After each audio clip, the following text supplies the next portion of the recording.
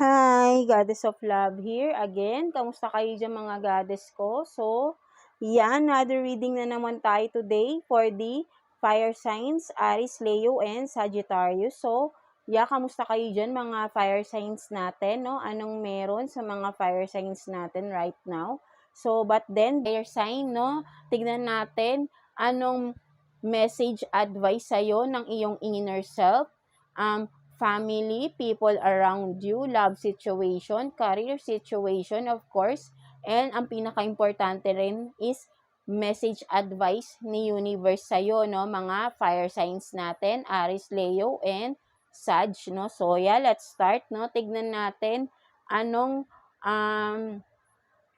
anong message or advice sa'yo ng iyong inner self, no? Mga fire signs natin. Please, for fire signs, message or advice sa'yo ng iyong inner self, no? Mga fire signs. So, healthy boundaries, no? So, for some of you, no, fire sign, no, sinasabi ng inner self, no, to set some healthy boundaries, no? Sa mga tao na alam mo namang hindi naman sila makakatulong sa iyong growth, no? Something like that, no?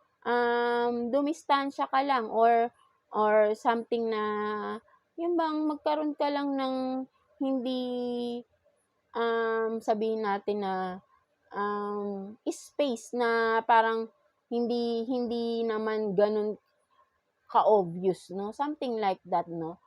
For those na may mga, alam nyo naman parang distraction sa inyong growth, no? Something like that, no? Mga fire signs, right? No? So, ayun yung nakikita ko rito, no? And of course, no, para doon sa mga tao na mga toxic, no, situation na toxic, no, magdistansya na rin kayo, no, para ay makapag-focus kayo sa sarili ninyo, no, mga fire signs natin, right? No, so ayun yung sinasabi ng inner self, no, right?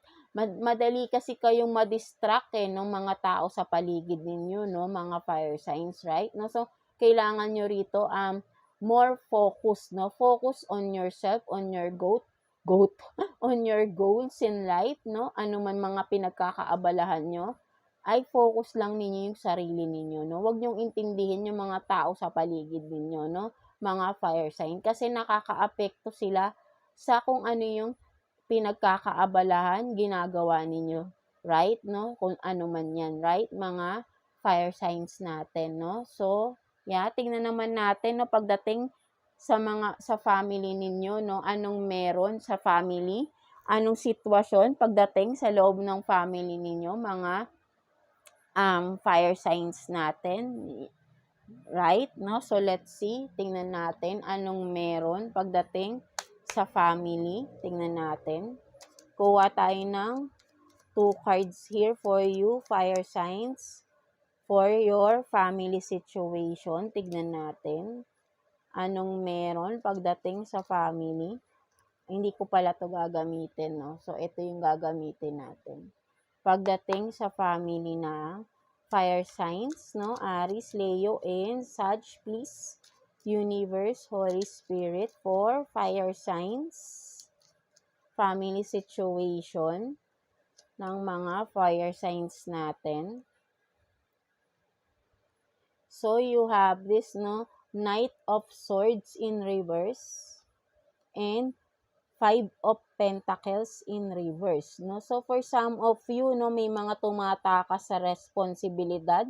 For some of you, no, mga fire signs, no, meron ditong someone na immature, no, na maybe, sa within the family, no, may mga hindi nagiging responsable, no, sa kanilang mga obligation sa loob ng family, right? No, may mga tao rito or someone from your family na sabihin natin na yun nga, no, hindi ginagawa yung kanilang obligasyon as a family member, no? So, kayo lang din nakakaalam kung sino man ito, right?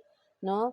At inuuna niya yung sariling kagustuhan niya, no, right? No, mga sariling mga kumbaga sabihin natin, no, but then ang nakikita ko rin dito ay may pagsisisi sa tao na ito, no.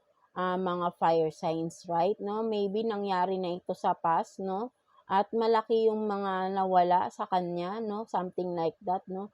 May pagsisisi tong tao na ito, right, no? At ayun yung nakikita ko dito, no? At ngayon ay dumadaan sa depression itong tao na ito, no? Something like that, no? At yan, no? For some of you lang naman, no, mga fire sign, right, no? Kung may nangyari man ganito sa past, no? Sa isa sa family member ninyo, no? May depression ang tao na ito, no? Something like that, no? Kasi ay malaki yung nawala sa kanya, no? Pwedeng kaperahan niya dahil sa mga ginawa niya from the past, no? Naapektuhan yung kanyang kaperahan, no? Something like that, no? Kung sino man ito sa family member ninyo, no? Mga fire signs natin, right, no? So, yeah, tingnan naman natin pagdating sa mga tao sa paligid ninyo, anong meron sa mga tao sa paligid ninyo, mga fire sign, no? Tingnan natin. Kuha tayo ng 2 cards for you, kaibigan man, co-workers man, no? Tao sa paligid ninyo, no? Pagdating sa inyo, anong sitwasyon meron sa kanila, no? Pagdating sa mga fire signs natin, right? Kuha tayo ng 2 cards for you, fire signs. Anong ganap? Tingnan natin.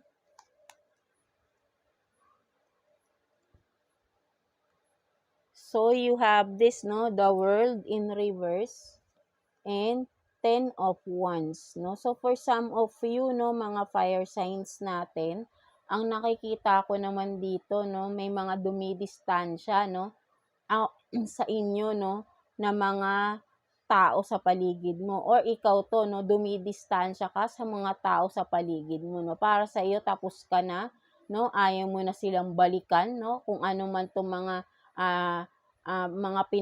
dinil mo sa kanila, no, something like that, no, para sa iyo tapos ka na, ayaw mo na silang balikan, no, with the World in reverse, no. So ayun yung nakikita ko rito, tumatalikod ka na sa mga tao na alam mong hindi naman naging maganda ang naging idinulot, no, sa buhay ninyo, no, mga fire signs. So ayun yung nakikita ko dito, no. For some of you, no, mga fire signs, no, may mga tinalikuran kang mga tao sa paligid mo, no, mga fire signs natin, right? No, so let's see, no, pagdating naman sa relationship, no, person on your mind, mga water signs. So let's see anong meron pagdating, anuin muna natin, no, career situation ng mga fire signs natin, right? Kuha tayo ng 2 cards here. Career situation for fire signs, please. Career situation for fire signs. Tingnan natin. Anong meron sa mga career ninyo, fire signs? So, Earth Angel, love, respect, take care, no? Fire sign. So, fire sign talaga, no? Something like that. So, what else? Leaving toxic for a change, no? Talagang meron talaga, no, for some of you, no, na may mga tinalikuran kayong sitwasyon, no? Maybe, no? Kasi nga naka-apekto rin yun, no? Maybe kayo ito, no? For some of you, no? Sa past, no? Naapektuhan ng inyong kaperahan, no? Ang inyong career, no? Something like that, no? That's why ngayon ay nagbabago na kayo, no? May mga tinalikuran talaga kayo para ay mag-focus na lang kayo sa inyong growth, no? Something like that, no? Sa inyong career, no? Naapektuhan kasi dito ang finances ninyo, no? Kung ano man ito, no, mga fire sign, no? With the Earth Angel, no, sinasabi rito, may tao rito na willing na tumulong or tumutulong sa inyo, no? Parang angel ang tingin ninyo, no? Something like that, no, mga fire sign, no? For some of you lang, no? Merong person kayo na kumbaga ay nirerespeto nyo, minamahal ninyo, no? At alam nyo na nakakatulong ito, no? At tinutulungan kayo, no, sa inyong career, no? Something like that, no? Binibigyan niya kayo ng motivation, no? Na-motivate kayo sa tao na ito, no? That's why ang tingin nyo ay para siyang angel, no? In disguise, no? Something like that, no, mga fire sign, right? No? Maybe this person din is a fire sign din, also like you, no? So, just take what's resonate, no, mga fire signs natin, right? No? So, napakaganda rin naman, right? No? So, tignan pa natin ano pang meron, no? Pagdating naman sa inyong love situation, no, mga fire signs natin. Kuha tayo ng 2 cards here for you, fire signs. Person on your mind, tingnan natin anong meron para sa mga fire signs natin, please. Anong ganap, tingnan natin sa inyo.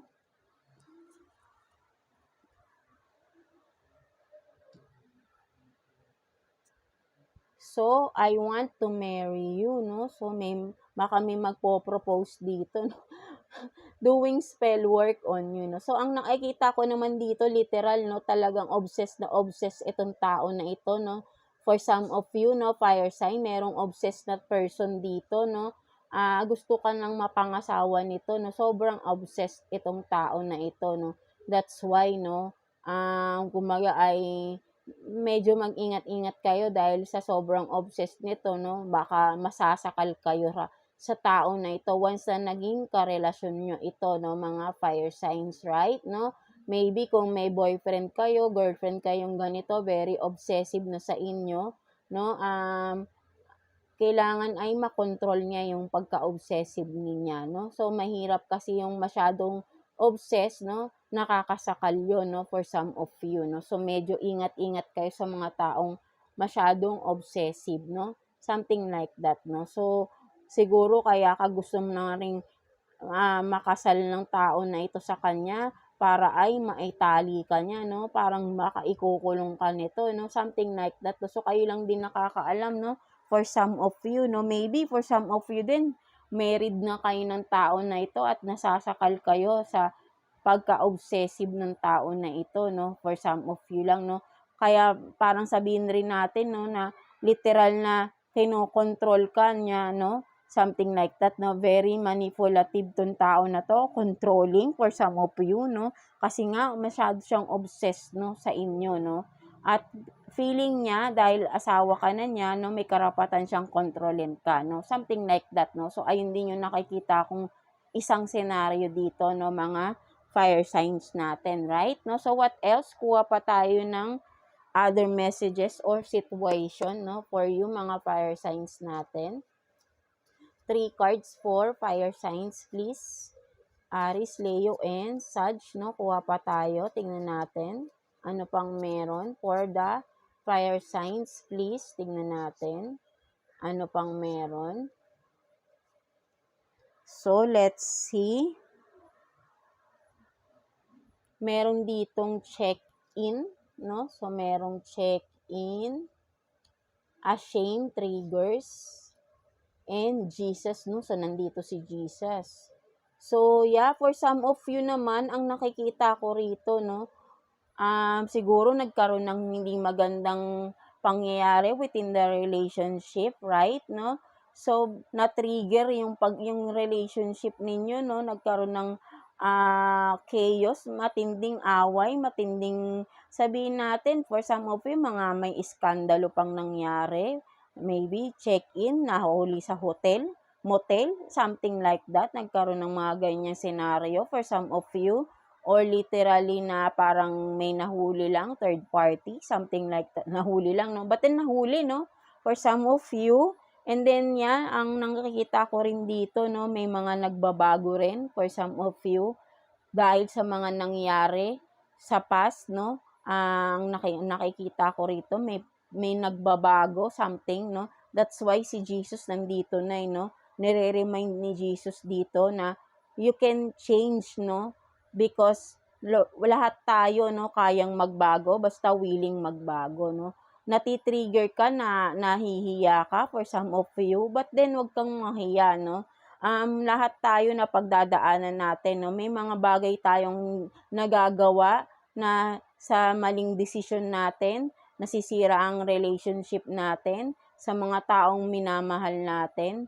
That's why ngayon kung you are willing to change, no, gawin mo, no? Because there is no limit, no? There is no due date kapag gusto mong magbago sa buhay, right? Because Jesus loves you, right? No? Kung kailan mo maramdaman si Jesus sa loob mo, i-embrace mo, no? Mga fire signs natin, right? No? There is, sabi ko nga, there is no due date. There is no right time. Every day is a chance for us to change our life, no? Mga fire signs, right? No? Kahit kailan pa tayo maisip nating magbago, basta maisip natin yan at willing na tayong baguhin lahat-lahat, itama yung pagkakamali natin. Nandito lang si Jesus sa'yo, no? Sa ating lahat, no? Because He loves us, no? Tatanggapin niya tayo. Kung may mga taong aalis sa buhay natin because sa mga maling nagawa natin, tanggapin natin yun sa sarili natin, right? That is how Jesus loves us, no? Tinatanggap niya rin tayo anumang pagkakamaling nagawa natin sa buhay, no? Basta makikita niyang willing tayong magbago, no? Something like that, no? So, wag mong ikahiya, no? Kung ano man mga nangyari sa past, no? May mga nagawa kang mali sa past, no? Again, take what's resonate, no? Nasira ang inyong relationship, no? For some of you. At ngayon, willing ka nang baguhin ang lahat. Naghihintay lang si Jesus sa iyo, no? Because Jesus loves you at patatawarin ka niya. 'Di ba? No? Walang masama. Hindi masamang magbago sa taong gustong magbago, no? Lahat tayong may chance, no? Kahit gaano pa kalala yung nagawa mo sa buhay mo, sa ibang tao, basta you are willing to have these changes, to have this sabihin nating pagbabago, 'di ba? Then Jesus will embrace you because Jesus loves you, right? God loves us, 'di ba? No? 'Di ba? Ayun yung sinasabi rito, no? So nakikita ko talaga rito, right? No? So talagang 'di ba tumapat pa rito, no? Living a toxic, no? Meron talagang tao rito na gusto nang magbago, no? Ayaw nang balikan, no? Kaya rito, no? May tinatalikuran siyang mga toxic sitwasyon, toxic behaviors, no? At si Jesus nandiyan diyan naka-guide sa iyo, no? Fire sign, no? So napakaganda nito, no, mga fire signs natin, right? No? Sa inyong relationship, no, naka-guide siya, no? Something like that, no? So what else? Kuha pa tayo ng sitwasyon for you, no? Mga fire signs natin, right? No? Tingnan pa natin ano pang meron. Kuha pa tayong 2 cards here for you, fire signs. Aries, Leo, and Sag, no? Love situation for fire signs, please. Tingnan pa natin. Ano pang meron for the fire signs natin? So, you have this, no? Do what you love, no? So, meron dito, no? And then, what else? Do not panic, no? So, sinasabi rin dito, no? Kung ano yung mga gusto mong gawin, no? Sa relationship, no? Maybe, di ba, nasa isang relationship kayo, no? And then, natitrigger kayo na gawin yung mga gusto nyo. Natitrigger kayo na wag gawin yung mga gusto ninyo because baka 'di ba ay hindi magustuhan ng iyong partner, hindi mag-approve, no? May mga gusto kayong gawin sa buhay ninyo, no? May mga gusto kayong i-discover na skills maybe, 'di ba? Ay for sure na wag kayong magpapanik na sabihin niyo sa person ninyo yung mga plans ninyo. For sure maiintindihan niya kung ano man yung mga gusto nyong gawin, no? At umpisahan, no, sa inyong sarili, sa inyong growth, no, kasi makakatulong to, no. But then kung hindi ka i-approve ng person mo, maybe ay hindi siya yung para sa iyo, 'di ba? Kasi kapag dapat para sa iyo, maiintindihan niya yung mga gusto mo ring gawin para sa sarili mo, right? No, so meron dito for some of you, no, may takot na magsalita ng mga gustong gawin, no? Nagpapanik agad. Maybe ay may trauma kayo sa person ninyo.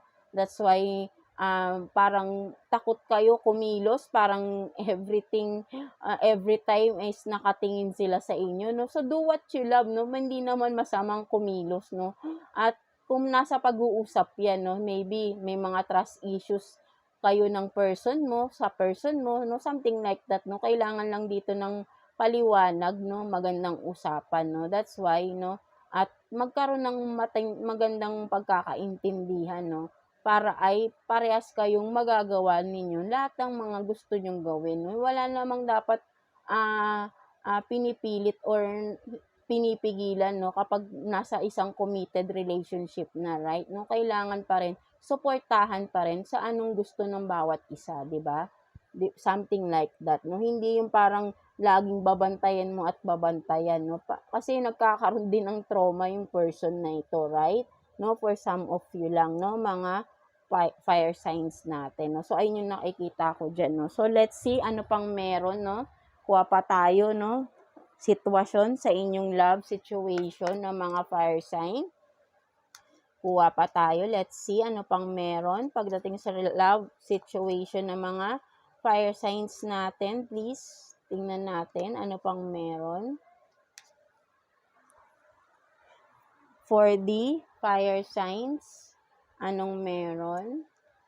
So, 5 of Wands and then the Fool, no? So, for some of you, no, pinag-uusapan kayo ng mga tao, no? Something like that, no? May mga nanchichismis, no? Parang sabihin natin, no, kaya kayo pinagchichismisan, no? Maybe nagkaroon ng hindi maganda sa inyong relationship, no? At nalalaman nyo ng ibang mga tao sa paligid ninyo, no? Pinag-uusapan nila yung mga nangyayari sa relationship ninyo, no? Something like that, no? So, but then, hayaan nyo sila, no? Kung ano man ito, no? Kung ano man yung mga regarding sa pinag-chichismis nila sa inyo, no? Ang mahalaga dito, kayong dalawa ng person mo ay nagkakaintindihan na, no? Kung may mga dumaan man na problema at nalaman ng ibang tao yun, at ngayon pinagchichismisan nila kayo, nasa sa inyong dalawa yan eh, di ba? Kung parang, kasi parang ang nakikita ko dito, no, parang sabihin natin na for some of you, no, parang sinasabi nila, ang tanga mo, if yan, no, bumalik ka pa sa person mo na ginawa kang, for some of you, parang minaltrato ka or may hindi magandang ginawa sa'yo, niloko ka, for some of you, at binalikan mo pa, no, pinagchichismisan ka nila, no, something like that, no. So, ikaw pa lang naman, so, hayaan mo sila, no, wala namang masama kung bumalik ka sa person mo kung mahal mo pa rin talaga siya, right?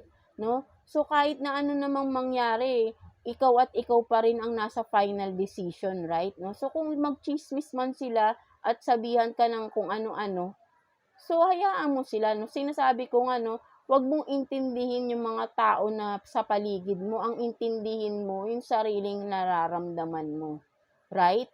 Wag mong idepende yung yung kasiyahan mo sa ibang tao. Ang mahalaga, yung ikaw ang magiging masaya. 'Di ba? Alam mo naman sa sarili mo eh, kung masaya ka, kung bumalik ka sa person mo, it's okay, no? Kung dun ka masaya. Kung nasaktan ka man niya, for sure, sana naman magbago na yung person mo. And yan, no, 'di ba? Walang masama doon, no? Kung ikaw man itong niloko mo yung person mo at pinag-uusapan ka ng mga tao sa paligid mo, tanggapin mo, accept it, no? Because may nagawa kang mali eh.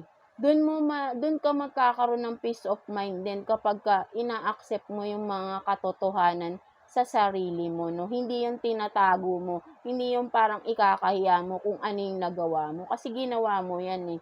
So, harapin mo, no? Para rin matapos yung issue, right? Kapag pinagtataguan mo yung issue, hindi matatapos yan, right? No? So, may mga ganong person dito, no? For some of you, no? Mga fire signs natin, right? No? So, let's see what's the message advice sa'yo ni universe, no? Fire signs natin. Kuha tayo ng one card for you, fire signs. Message advice ni universe for you, fire signs. Aries, Leo, and Sag, no? So, yeah, kuha tayo ng one card. Ang lakas ng ulan ngayon, no? Mga fire signs natin. So, let's see. It's what time na ba ngayon? So, 8:29 p.m., 8:29 p.m., no?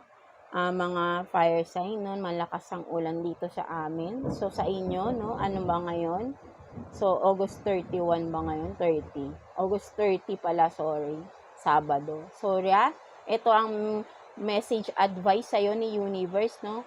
I am open to whatever comes next, no? So, sinasabi sa'yo ni universe, no? Ang advice sa'yo is be open, no? Huwag mong isara, huwag kang maging close-minded, no? Be open-minded, no? Something like that, no? Kung ano yung mga paparating, tanggapin mo, i-analyze mo. Kung hindi para sa'yo, i-let go mo. Ganun lang kasimple, no? Huwag mong gawing komplikado yung mga bagay-bagay, no? Para ay makausad ka, no? Huwag kang masyadong ma-stress. Then, for some of you, no, mga fire sign, no? Ang nakikita ko rin dito, no? Kasi, kumbaga, parang pag may mga sitwasyon na madali kayong nai-stress, no? Sinasabi rito ni universe, no, ina-advise ka na open ka lang, no, kasi natural lang na may mga darating. But then, kung hindi para sa'yo, i-let go mo agad, i-release mo agad, no. Huwag mong ipa-stress yung sarili mo, no. Kapag hindi para sa'yo, i-stress mo. Kung hindi dapat ma-stress, huwag mong i-stress yung sarili mo, 'di ba? Be open and release what is not for you, no? Something like that, no? And then, focus on your goals, focus in your dream, mga gusto mo sa buhay, lalo na sa family ninyo, right, no?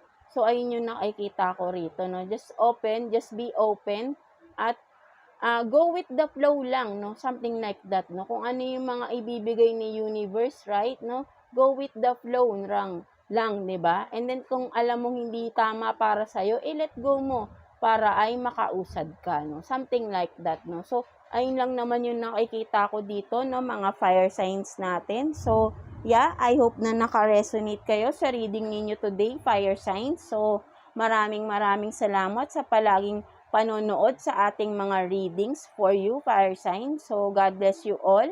And thank you for watching, fire signs.